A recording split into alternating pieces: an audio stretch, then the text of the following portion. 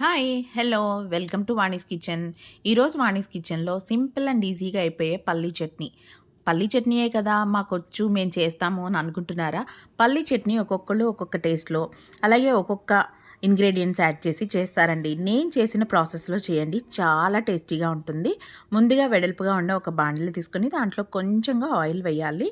దీంట్లో ఎక్కువగా వెల్లుల్లిపాయలు వేసుకోవాలండి. వెల్లుల్లిపాయలు వేసుకొని అలాగే పచ్చిమిరపకాయలు అండ్ కొంచెం అల్లం వేసుకోవాలి.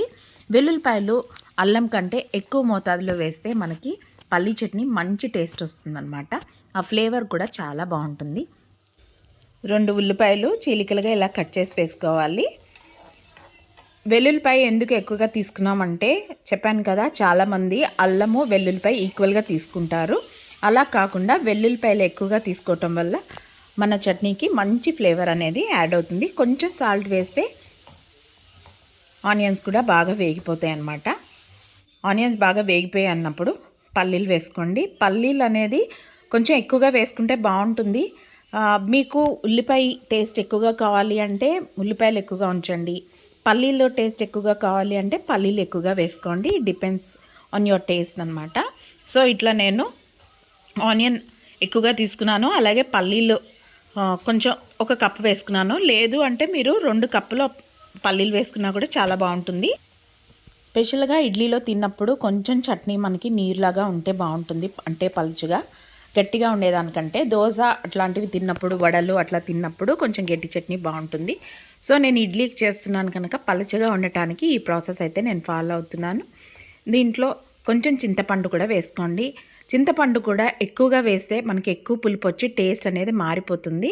సో చింతపండు కూడా టేస్ట్కి తగ్గట్టు వేసుకోండి. సో ఇలాగ చల్లారినాక వేసుకొని కొంచెం వాటర్ యాడ్ చేసుకొని చట్నీ చేసుకోండి.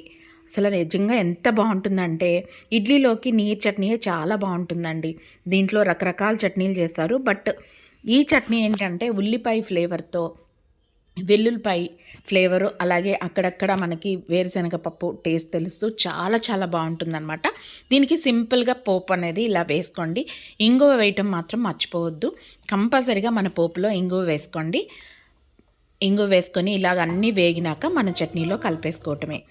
అసలు చాలా సింపుల్ అండ్ ఈజీ కదా. అలాగే పల్లీలు చట్నీ చేయాలి అనుకునేప్పుడు ఎక్కువ స్ట్రెయిన్ తీసుకోక్కర్లేదండి. బిఫోర్గానే మనం పల్లీలు వేయించి ఫ్రిడ్జ్లో దాచుకుంటే మనకి ఆయిల్ స్మెల్ రాకుండా ఎన్ని రోజులన్నా స్టోర్ ఉంటుంది. ఆనియన్స్ అనేది ఎప్పుడూ ఉంటాయి కనుక ఈజీగా సింపుల్గా చేసేసుకోవచ్చు. మన ఆఫీసెస్కి వెళ్ళే వాళ్ళకి మార్నింగ్ మనం అర్లీగా చేసుకోవాలి అనుకునేప్పుడు ఇట్లాంటి చట్నీస్ అనేది చాలా సింపుల్ అండ్ ఈజీగా అయిపోతుందండి. మీరు కూడా మీ ఇంట్లో ట్రై చేయండి, చాలా చాలా బాగుంటుంది. ఎలా ఉంది అనేది నా కామెంట్ బాక్స్లో తెలియచేయండి. తప్పకుండా సబ్స్క్రైబ్ చేయడం మాత్రం మర్చిపోవద్దు. నచ్చిందా? నచ్చితే లైక్ చేయండి.